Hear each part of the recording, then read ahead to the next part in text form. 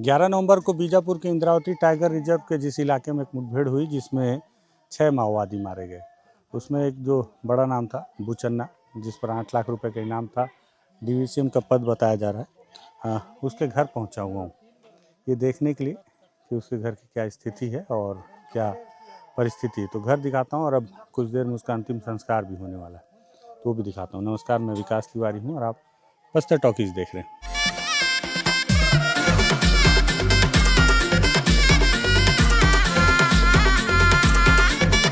सबसे पहले बताऊं कि ये दरअसल उस माओवादी का घर था, बुचन्ना का, लेकिन अब वो यहाँ रहता नहीं था।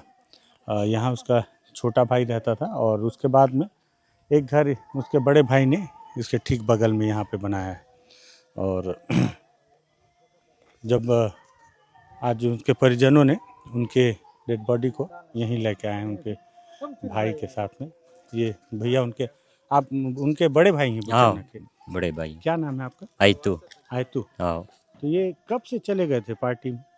हो गया 10-12 साल तक। 10-12 साल? हाँ। तो शादी हो गया था? हाँ, हो गए थे पहले। हाँ, यहीं हो गए थे।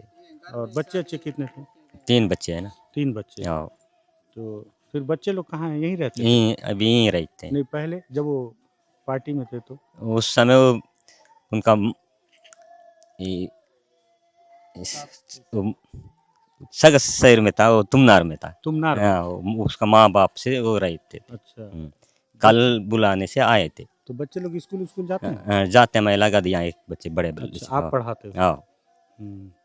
तो ये अभी जो इतना सब लगातार मुठभेड़ चल रहा था तो आप लोग बोले नहीं कि आ जाओ वापस? घर में नहीं आए थे, जंगल में रहने वाले, कहाँ बोलूँगा। नहीं तो मैसेज चिट्ठी उट्ठी भेजना था। किसी साथ भेजेंगे, मिलने से तो भेजेंगे।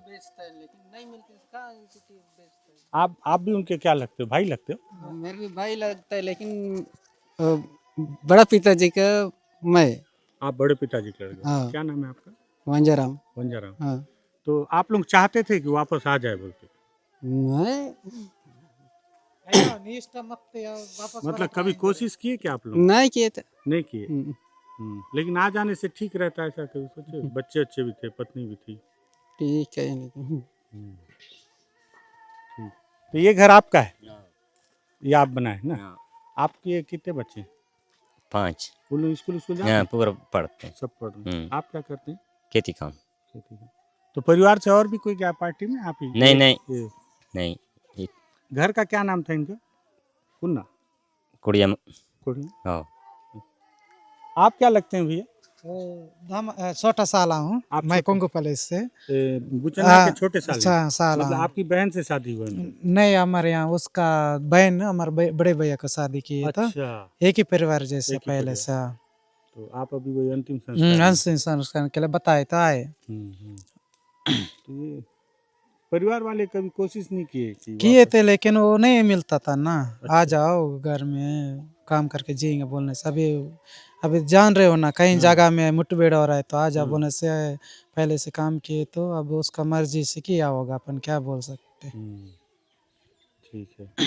इनकी एक बहन सचिव भी है ना? अब पता, सचिव है। हाँ, आई है ना? ठीक है। ये कौन है? ये दीदी? सीना कॉली का। अच्छा, ठीक है।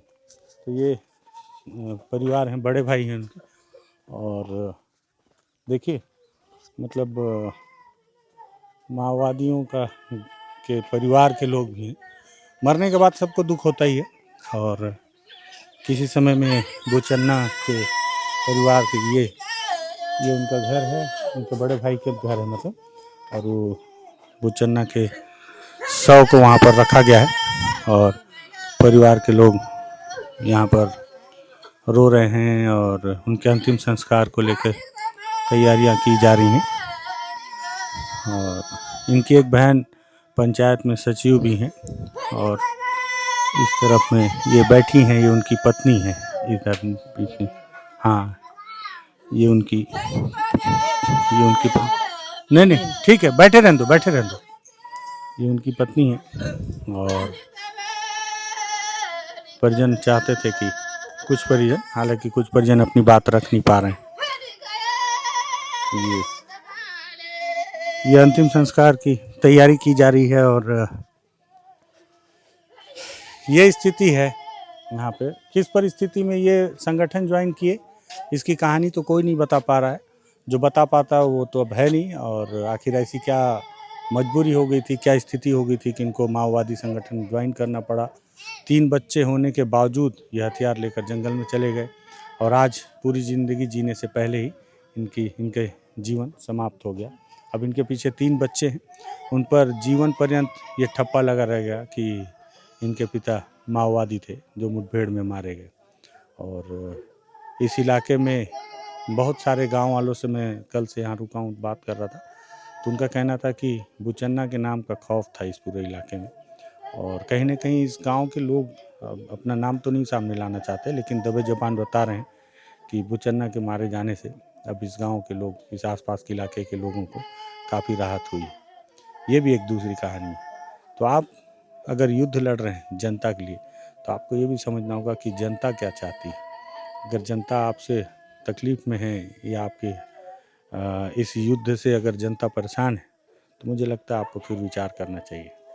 तो ये यहाँ की तस्वीर है, मुझे लगा ये भी आपको दिखा दूँ, इसलिए इस वीडियो को हमने यहाँ पे आकर शूट किया है। पसंद आए तो शेयर कीजिएगा, बस्तर टॉकीज़ को सब्सक्राइब कीजिए। धन्यवाद।